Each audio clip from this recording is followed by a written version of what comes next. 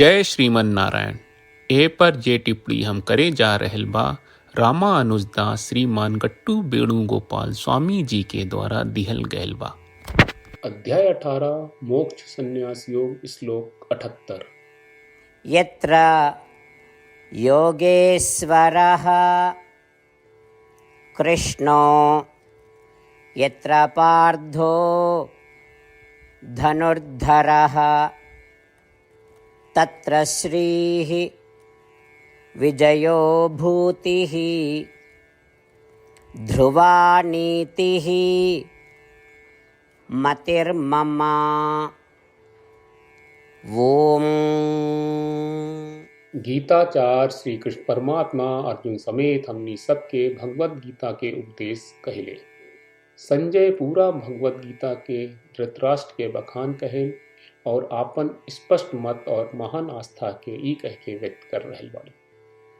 हे धृतराष्ट्र, जहाँ योग के परम श्री कृष्ण जी मौजूद बाड़े और महान धुरंधर अर्जुन मौजूद बाड़े, वहाँ सौभाग्य, विजय, धन, बल, धर्म और महान नीत हमेशा मौजूद रहेला।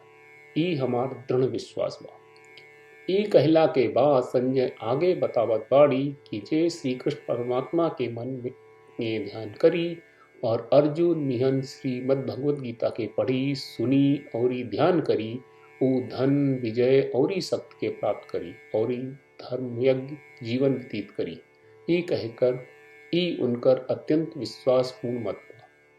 इतने ना, संजय ऊ हवे जे व्यास के दिल दिव्य शक्ति के माध्यम से श्री कृष्ण परमात्मा से सीधे भगवत गीता सुन ले रहले, उन्हें सीधा सीधा श्री कृष्ण परमात्मा के सार्वभौमिक रूप के देख ले रहे। ई संजय आपन राय और बड़न विश्वास व्यक्त करत बाड़न की भगवत गीता के पढ़ना, सुनना और मनन कहला से अद्भुत परिणाम मिलेला। यही से हमनी के रोज भगवत गीता से अधिक श्लोक पाठ आ सुनल जाए। अपना के धार्मिक जीवन जिए खातिर तैयार करी जा। धन, सफलता और समृद्धि जैसन सगरी बड़न लाभ के प्राप्त करी जा। हर कर्म के श्रीमन नारायण की सेवा मानत रही जा। श्रीमन नारायण के प्राप्त के अपन जीवन के उद्देश्य बनाई और खाली श्रीमन नारायण के शरण लेके संजय की बात के श्लोक के रूप में दोहरावे के कोशिश करी जा। यत्र योगेश्वरः कृष्णो यत्र पार्थो धनुर्धरः तत्र श्रीर्विजयो भूतिः ध्रुवा नीतिः मतिर्मम। श्रीमद् भगवत गीता का पूरा सार श्री कृष्ण परमात्मा ने अध्याय 18 के श्लोक 65 से 70 में 8 काम करे खातिर देले बाड़े। श्री कृष्ण कहले, हम ओ लोगन से प्रेम करनी जो लोग इन 8 बातन के मान तारे। हम ओ भक्तन के हर तरह से रक्षा करब। श्री कृष्ण परमात्मा के द्वारा बोलल गईल संपूर्ण भगवत गीता सुनला के बाद अर्जुन कहले, करिष्ये वचनम त्वा, जेके मतलब बा, कृष्ण मैं वही करब जौन आप कही। यही कारण बा श्री कृष्ण अर्जुन के हर तरह के सफलता आ विजय प्रदान करेले। आई परमात्मा के आपन व्रत देई कि हमनी के ये 8 गौ कर्म के पालन करी जा। ई वचन परमात्मा के देवे से बड़न कौनो पूजा, तपस्या, यज्ञ नहीं। हम 8 प्रण कहब जौन हमनी के करे के चाहिए। आप सब कृपया इन्हन के आपन दिमाग और दिल में सोची। श्री कृष्ण के आपन वचन देवे के ई तरीका में हमनी सबकी कल्पना करे के चाहिए कि श्री कृष्ण का चेहरा खुशी से चमकत बा और खुशी के एहसास करत बा। जय श्रीमन नारायण। यहाँ हमनी के 8 वादा बा।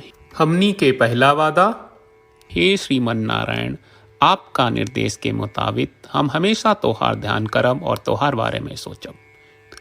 हमनी के दूसरा वादा, हे श्रीमन नारायण, आपका सलाह का अनुसार हम हमेशा आपका भक्त रहब।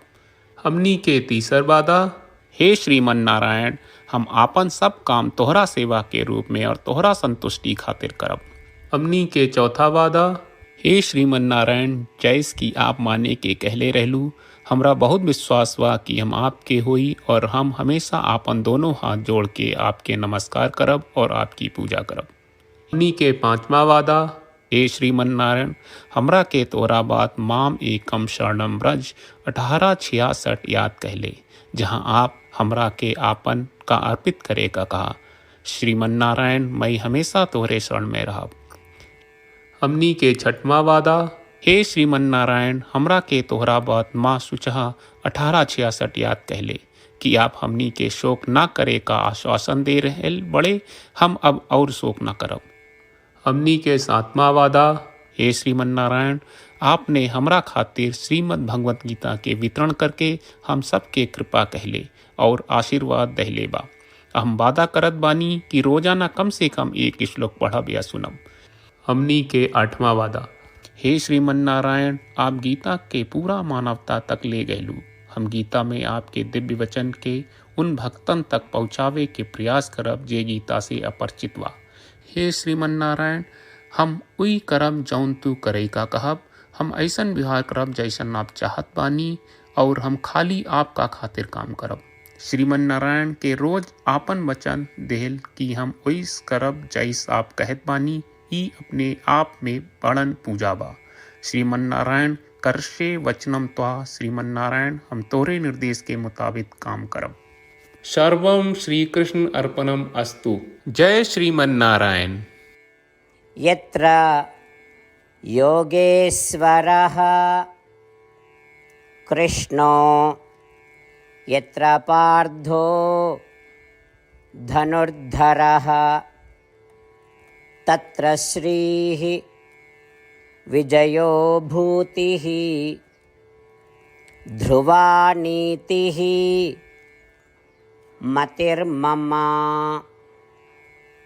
ॐ यत्र योगेश्वरः कृष्णो यत्र पार्थो धनुर्धरः तत्र श्रीर्विजयो भूतिः ध्रुवा नीतिः मतिर्मम।